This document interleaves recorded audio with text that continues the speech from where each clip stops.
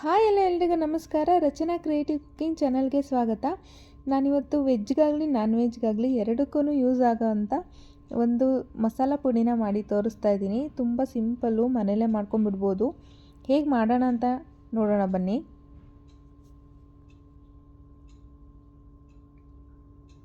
ಮೊದಲಿಗೆ ಒಂದು ಸ್ಟವ್ ಮೇಲೆ ಒಂದು ಕಬ್ಬಿಣದ ಬಾಣಲೆನ ಇಟ್ಕೊಂಡಿದ್ದೀನಿ.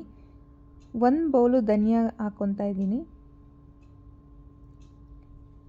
1 ಸ್ಪೂನ್ ಜೀರಿಗೆ, 1 ಸ್ಪೂನ್ ಸೋಂಪು, ಇವೆರಡು ಸೇಮ್ ಈಕ್ವಲ್ ಕ್ವಾಂಟಿಟಿ. ಹಾಗೆ ಒಂದು 4 ಸ್ಪೂನಷ್ಟು ಮೆಣಸು, ಒಂದು 3 ಕಾಡು ಏಲಕ್ಕಿನ ತಗೊಂಡಿದ್ದೀನಿ,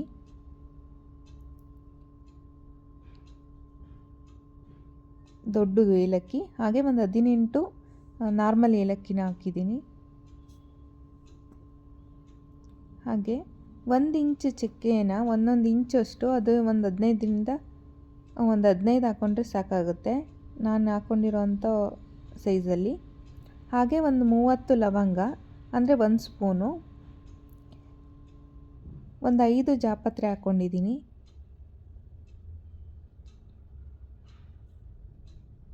ಒಂದು 5 ಸ್ಟಾರ್ ಅನೀಸು,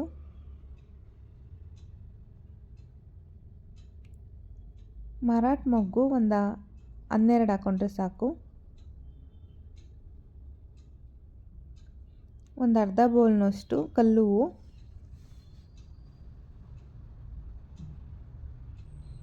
ಹಾಗೆ ಒಂದು ಜಾಕಾಯಿ. ಇದನ್ನು ಕುಟ್ಟಿ ಸ್ವಲ್ಪ ಪುಡಿ ಮಾಡಿರೋವಂಥದ್ದು ಹಾಕ್ಕೊಂಡಿದ್ದೀನಿ. ಹಾಗೆ ಒಂದು 15 ಪಲಾವ್ ಎಲೆ, ಒಂದು 10 ಗುಂಟೂರು ಮೆಣಸು,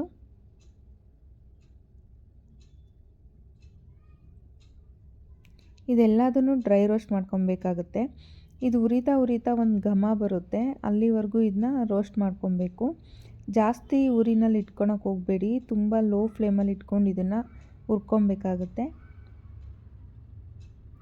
ಪಲಾವ್ ಎಲೆನ ನೀವು ಹಾಕ್ಕೋಬೇಕಾದ್ರೆ ಇನ್ನೂ ಸಣ್ಣದಾಗೇ ನೀವು ಕೈಯಲ್ಲಿ ಮುರಿದ್ಬಿಟ್ಟು ಹಾಕ್ಕೊಳ್ಳಿ. ಇದೊಂದು ಪುಡಿ ಇದ್ದರೆ ನಾವು ಎಷ್ಟು ಬೇಗ ವೆಜ್ ಆಗಲಿ ನಾನ್ ವೆಜ್ ಆಗಲಿ ಮಾಡ್ಕೊಂಡ್ಬಿಡ್ಬೋದು.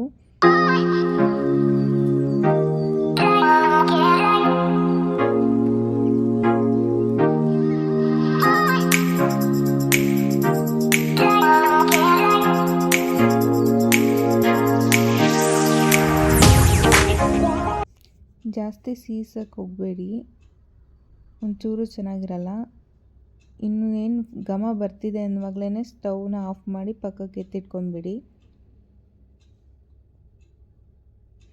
ಕೈಯಲ್ಲಿ ಮುಟ್ಟು ನೋಡಿದಾಗ ಬಿಸಿ ಅನ್ನಿಸ್ಬೇಕು, ನಮಗೆ ಬಿಸಿ ಆಗಬೇಕು, ಅಲ್ಲಿವರೆಗೂ ಹುರ್ಕೊಬೇಕು.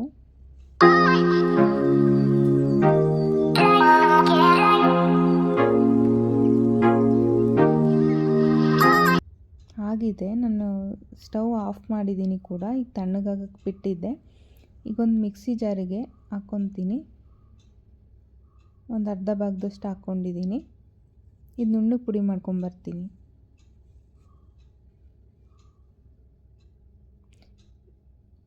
ಮಿಕ್ಸಿನಲ್ಲಿ ಸಣ್ಣ ಜಾರ್ ಕೊಟ್ಟಿರ್ತಾರಲ್ಲ, ಅದರಲ್ಲಿ ಪೌಡ್ರ್ ಮಾಡ್ಕೊಳ್ಳಿ, ಬೇಗ ಪೌಡ್ರ್ ಆಗುತ್ತೆ. ನೋಡಿ ಎಷ್ಟು ಚೆನ್ನಾಗಿ ಪೌಡ್ರ್ ಆಗಿದೆ.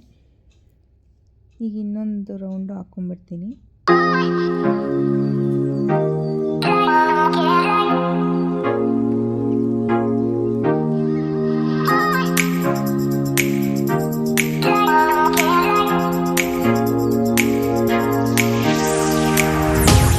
ಎಷ್ಟು ಕಲರ್ಫುಲ್ಲಾಗಿ ಕಾಣಿಸ್ತಾ ಇದೆ.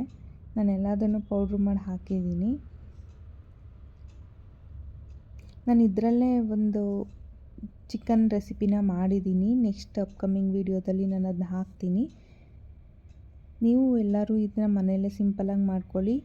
ಹೇಗೆ ಬಂದಿತ್ತು ಅಂತ ಕಮೆಂಟ್ ಮಾಡಿ. Thank you.